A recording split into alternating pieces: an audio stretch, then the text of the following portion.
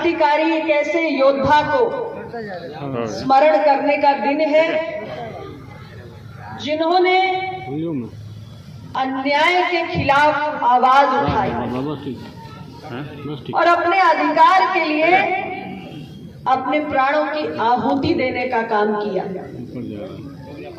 हम सभी इतिहास की किताबों में पढ़ते आए हैं कि स्वाधीनता संग्राम की पहली चिंगारी 1857 में प्रस्फुटित हुई, लेकिन सच ये है कि 1785 में बाबा तिलका मांझी ने स्वाधीनता संग्राम की पहली चिंगारी को जलाने का काम किया था। झारखंड के मिट्टी में उनका जन्म हुआ। उस वक्त उन्होंने सारे आदिवासी वनवासी समाज को इकट्ठा करके अंग्रेजों के खिलाफ विद्रोह का बिगुल फूंकने का काम किया था।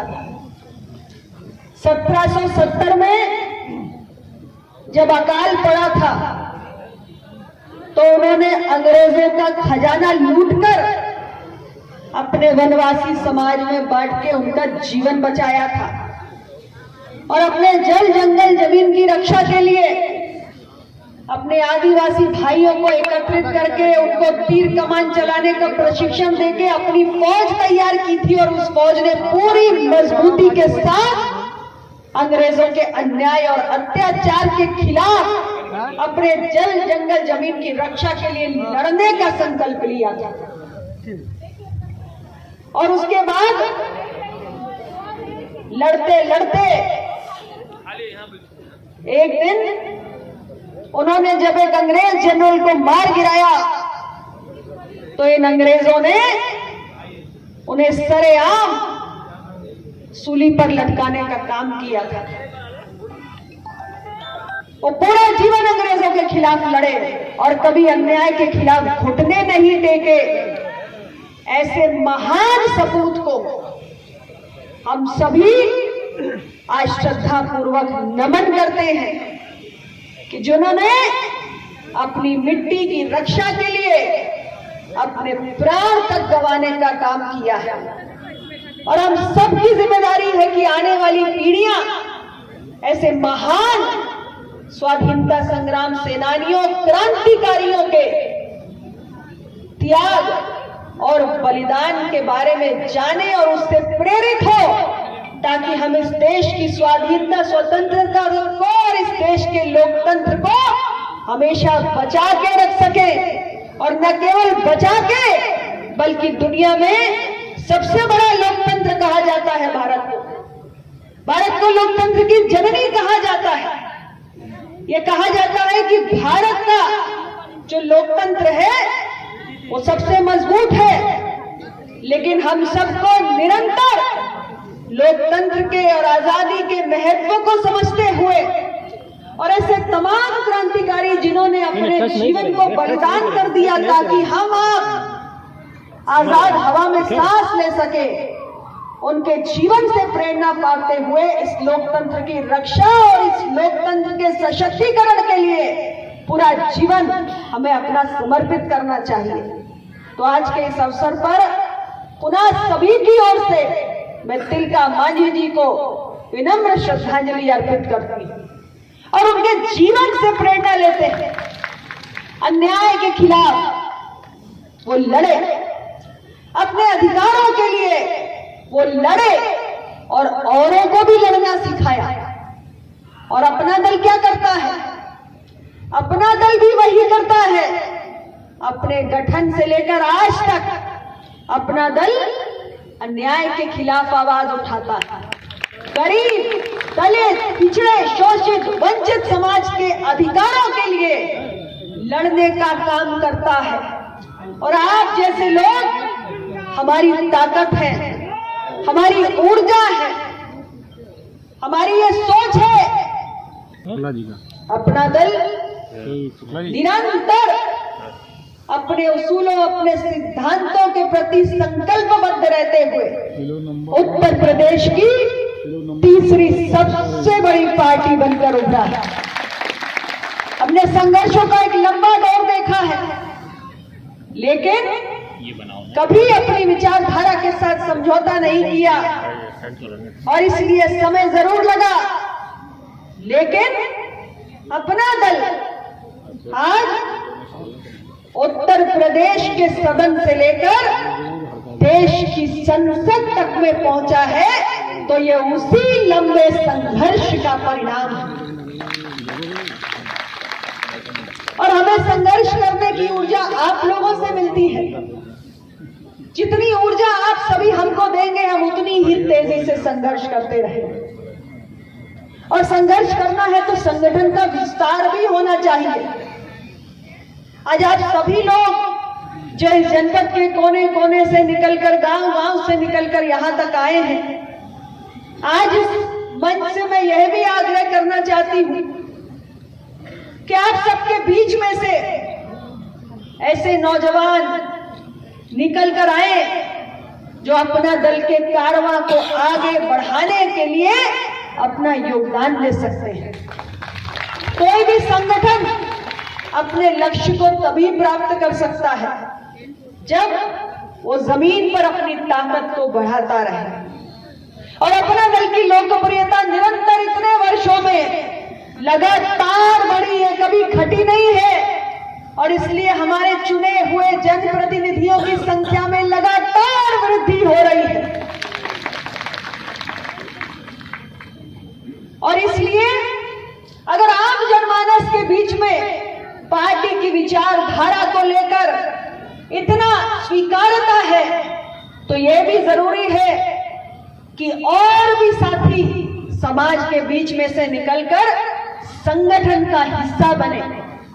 इसलिए मैं अपने सभी कार्यकर्ताओं से आज जो यहाँ पर उपस्थित हैं, जिन्होंने इस कार्यक्रम को सफल बनाने के लिए अथक परिश्रम किया है, मैं उनको भी आज इस मंच से यह आग्रह करना चाहती हूँ कि आप जो इतना विशाल जनमानस यहाँ लेकर आए हैं, उन्हीं गांव में, उन्हीं लोगों के बीच में दोबारा जाना है और वहीं से हमें नए विचारधारा के सिपाही खोजकर हमारे संगठन में शामिल करने का काम करना है।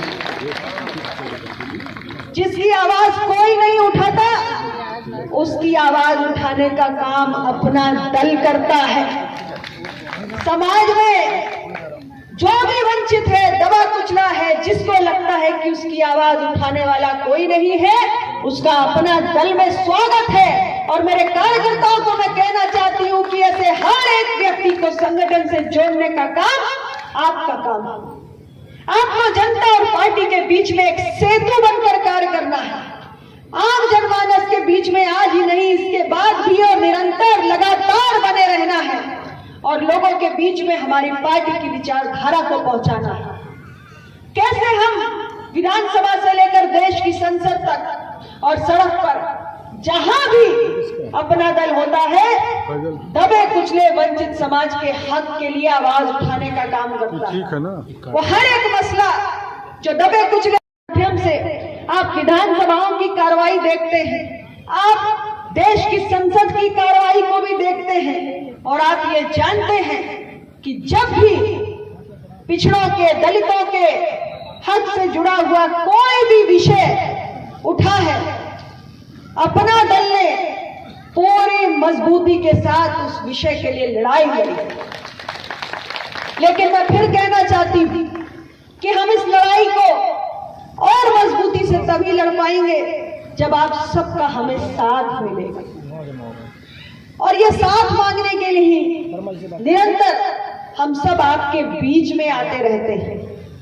साथियों, हम निरंतर यही कहते हैं कि इस देश के लोकतंत्र को पूरी तरह मजबूत करना है, तो विधायिका, न्यायपालिका, कार्यपालिका और यहां तक कि मीडिया लोकतंत्र के 4 स्तंभ होते हैं। इन चारों स्तंभों में समाज के हर वर्ग की भागीदारी और प्रतिनिधित्व होना चाहिए। और खास तौर से जो आजादी के 75 वर्षों में पीछे छूट गया है, जो दबा कुचला वंचित है, आदिवासी है, जनजाति है, पिछड़ा है, दलित है, उन सब का प्रतिनिधित्व लोकतंत्र के चारों स्तंभों में होना चाहिए। मेरे मीडिया के साथी भी यहाँ खड़े हुए हैं। मीडिया को लोकतंत्र का चौथा और महत्वपूर्ण स्तंभ कहा जाता है और मीडिया में भी हमारे दबे कुचले वंचित समाज के लोगों का पर्याप्त प्रतिनिधित्व आज भी नहीं हो पाया है। यहाँ भी बदलाव की जरूरत है और लोगों का समावेश करने की जरूरत है। हमारे देश की न्यायपालिका निचली अदालत से लेकर सर्वोच्च अदालत तक अगर हम देखें तो न्यायाधीशों के पद पर दबे कुचले वंचित समाज के लोग आज भी नहीं मिलते हैं। ये कहीं न कहीं समय की आवश्यकता है कि हमारे देश की न्यायपालिका जो लोकतंत्र का अत्यंत महत्वपूर्ण स्तंभ है, वहां भी सामाजिक विविधता हो। जो दबे कुचले वंचित समुदाय के लोग हैं, न्यायपालिकाओं में निचली अदालत से लेकर सर्वोच्च अदालत तक उनको भी प्रवेश मिलना चाहिए। और अपना दल तो ये कहता है कि हमारे देश की अदालतों में इतना अंबार लगा हुआ है मुकदमों का, लाखों करोड़ों की संख्या में आम जनमानस के मुकदमों का निपटारा समय से नहीं हो पाता है, क्योंकि हमारे देश की अदालतों में पर्याप्त संख्या में न्यायाधीश नहीं है, जज नहीं है। इसलिए एक आम आदमी के हाथ आती है तारीख पर तारीख। लेकिन अगर हमारे पास पर्याप्त संख्या में जज हो तो निश्चित रूप से आम जनमानस के मुकदमों का निपटारा भी समय से होगा, उनके समय की बचत होगी, उनकी ऊर्जा की बचत होगी और उनके धन की भी बचत होगी और आम आदमी को राहत भी मिलेगी। और इसलिए जरूरी है कि हमारे देश की अदालतों में पर्याप्त संख्या में न्यायाधीश हो और इसके लिए अखिल भारतीय स्तर पे एक परीक्षा के माध्यम से समाज के कोने कोने से जो भी प्रतिभावान बच्चे हैं, युवा हैं, वो खोज खोज कर निकाले जाए, जो देश की अदालतों में बैठे और आम जनता को न्याय दे सके। अपना दल इस सोच के साथ काम करता है, अपना दल इस सोच के साथ काम करता है और इन मसलों के लिए हम लगातार आवाज उठाते हैं। इस देश में पिछड़ों की बहुत बड़ी, पिछड़ों की संख्या कितनी है इसके सिर्फ अनुमान लगाए जाते हैं। हम सबको मालूम है कि जब देश में मंडल कमीशन आया था तब पिछड़ों की 52% आबादी अनुमानित कही जाती थी, लेकिन आज इतने वर्षों में 90 के दशक से हम 2025 में आ गए, नए साल में आ गए। देश में पिछड़ों की सही गिनती भी किसी को पता नहीं है, लेकिन अनुमानित हम ये जरूर कहते हैं कि 60% के लगभग पिछड़ों की आबादी। फिर भी हमारे देश के अंदर पिछड़े समुदाय के तमाम मसलों का समय पर निपटारा नहीं हो पाता है। अपना दल निरंतर पिछड़ा वर्ग कल्याण मंत्रालय के गठन की वकालत करता है और ऐसे तमाम मसले हैं जो अपना दल समय समय पर उठाता है। मैं आप सभी से इतना ही कहना चाहती हूँ कि लोकतंत्र में संख्या बल ही आपकी असली ताकत है। चुने हुए जनप्रतिनिधि जितने आपके राज्य की विधानसभा से लेकर देश की संसद में होंगे, उतना ही आपकी पार्टी और विचारधारा को मजबूती मिलेगी और इतना ही आपकी पार्टी जिस लक्ष्य को लेकर चली है उस लक्ष्य की पूर्ति कर पाएगी।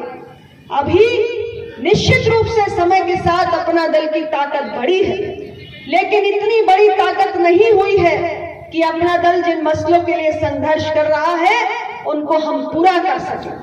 मैं आप सभी के बीच आज इसी निवेदन को लेकर आई हूँ कि आप सभी जनता जनार्दन पार्टी संगठन को मजबूत बनाइए ताकि अपना दल व्यवस्था परिवर्तन के जिस उद्देश्य को लेकर चला है, और व्यवस्था परिवर्तन क्या है? जब मैंने कहा कि लोकतंत्र के सभी स्तंभों में हमारे दबे कुचले वंचित वर्गों का पर्याप्त प्रतिनिधित्व हो, तब व्यवस्थाएं बदलेंगी और इस सपने को पूरा करने के लिए लोकतंत्र में हमें अपने चुने हुए जनप्रतिनिधियों की संख्या बढ़ाने की जरूरत है, लेकिन चुने हुए जनप्रतिनिधियों की संख्या ऐसे ही नहीं बढ़ती। वो तब बढ़ती है जब संगठन का विस्तार होता है, और संगठन का विस्तार तब होता है जब आप सबके बीच में से हमें ऊर्जावान नए साथी मिलते हैं जो विचारधारा के लिए संघर्ष करने को तैयार है। तो इसलिए आज के इस अवसर पर मैं सभी को पुनः आग्रह करूंगी कि आप सब इसी प्रकार लगातार आपने अपना दल को बहुत प्रेम दिया है, बहुत स्नेह दिया है, आगे भी अपने स्नेह और आशीर्वाद को बनाए रखें। संगठन के विस्तार में हम सभी का आप सहयोग करें, और हम आपको विश्वास दिलाते हैं कि जिन मूल्यों के साथ अपना दल का गठन हुआ था उन मूल्यों को आगे लेकर हम जाएंगे, और हमारे दबे कुचले वंचित समाज की जो अपेक्षाएं हैं, जो आकांक्षाएं हैं, उनको पूरा करने के लिए हमारा संघर्ष जारी रहेगा। आज के इस अवसर पर पुनः इस पूरे जनसमूह की तरफ से, इस अपार जनसमूह की तरफ से मेरे कुछ साथी अभी भी आ रहे हैं सर्दी में, मैं उनका भी पार्टी की ओर से स्वागत करती हूँ। सबकी ओर से अमर शहीद तिलका मांझी जी को पुनः शीश झुकाकर नमन करते हुए